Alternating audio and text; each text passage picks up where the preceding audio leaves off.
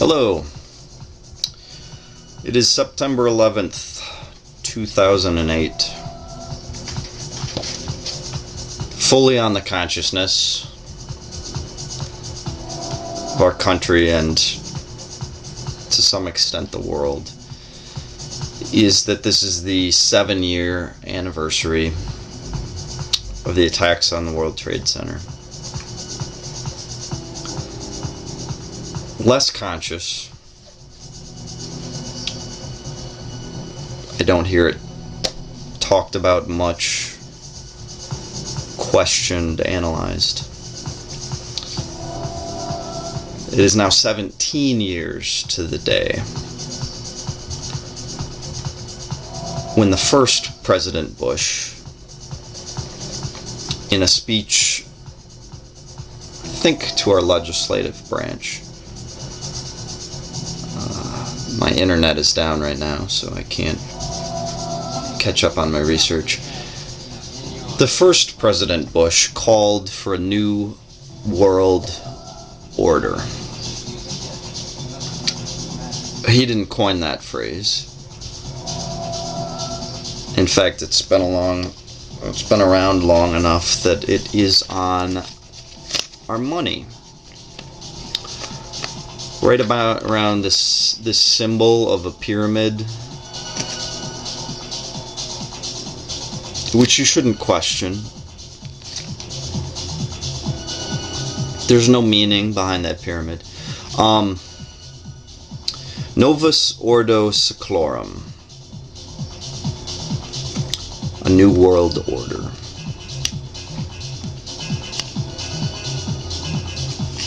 Just rhetoric, perhaps.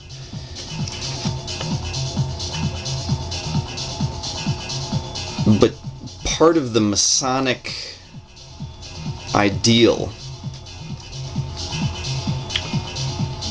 one of their key concepts is that our world can be created.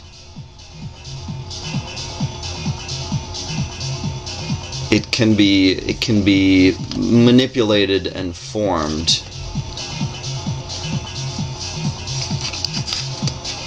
And one of the best ways to do that is through words. Another good way, as evidenced by the pyramid, is through symbols, especially long-lasting, constructed symbols. The pyramids still stand as a testament to the power of their creators.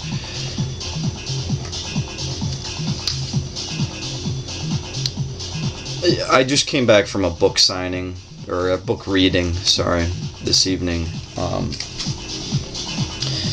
A local named Derek Green. Although local is hard to say because he's definitely traveled the world, and he's kind of dual living in New York and Michigan at this point. His wife got a job out there, I guess, so. And I don't know this guy. I just ran across the fact that he was doing this book reading in the Ann Arbor Observer earlier this week. In fact, I ran across it the same day that I talked about the New World Order with my boss a little bit. His book is named New World Order. He's aware of some of the meanings that he's pulling on. And it's a series of fictional short stories, all loosely related to a company that he's named the Mason Group, or Mason Worldwide. And that, of course, is fictional, but it ties in unconsciously. He tapped in with... He at first was worried that people were going to confuse it with the Mason Jar Company, and then later realized that the Masonic Order, Freemasons, there's a presence here in Michigan too. I've seen billboards. Still haven't checked out their webpage. MichiganMasons.org, I think it was. A secret order. Anyways, that's a distraction. He's aware of the existence of Mason groups, but that wasn't why he named it that, apparently. It fits, though, because the idea of constructing the world, molding it, bricks through clay, but then also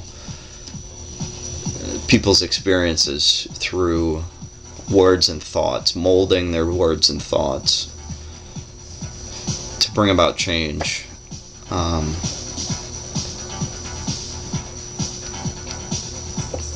I haven't read the book yet. He read the final story, and I read through about half of the first story. It's obviously interesting, though.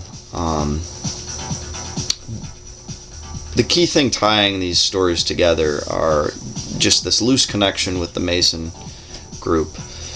But moreover, it seems to be an analysis of how the world has changed since September 11th, and how we as a superpower,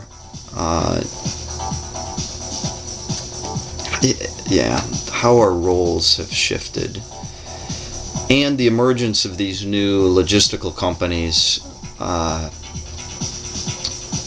that are profiting like crazy from these wars that we're engaged in.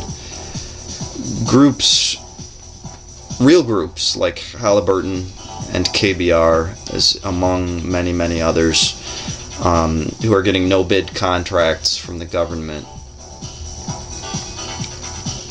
and who often have connections with members of government.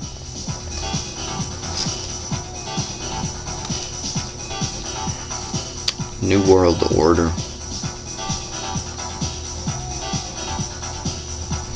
It's interesting to me that this can seem so steeped in the lore of conspiracy theories, being named New World Order, being focused on a group called Mason. And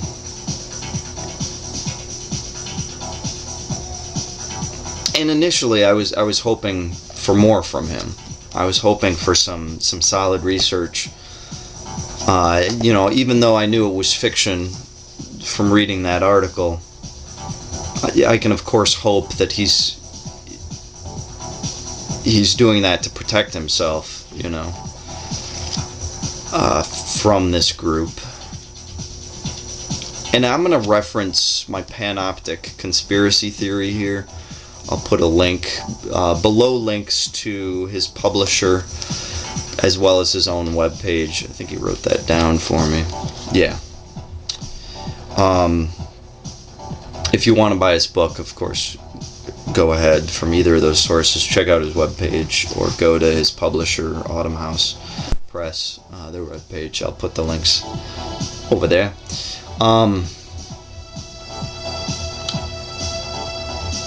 Lost my train of thought.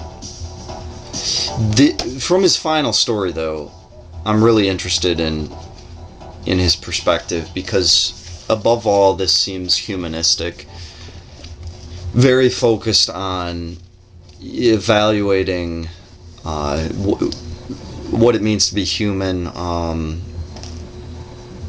judgments, reactions, emotions,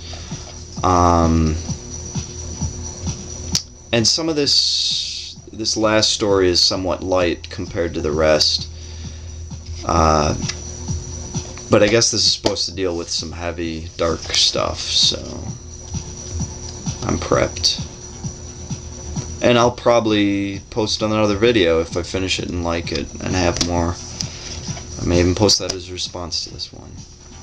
But now, yet again, I'm just vlogging about vlogging. I'm gonna vlog myself to death.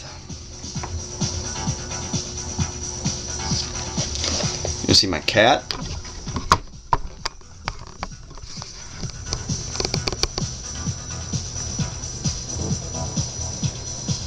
Do you dislike cameras, Gur? Or are you fine with them? And Man, I'm pushing the 10-minute mark. I didn't get anywhere, did I? Did you learn anything? I didn't.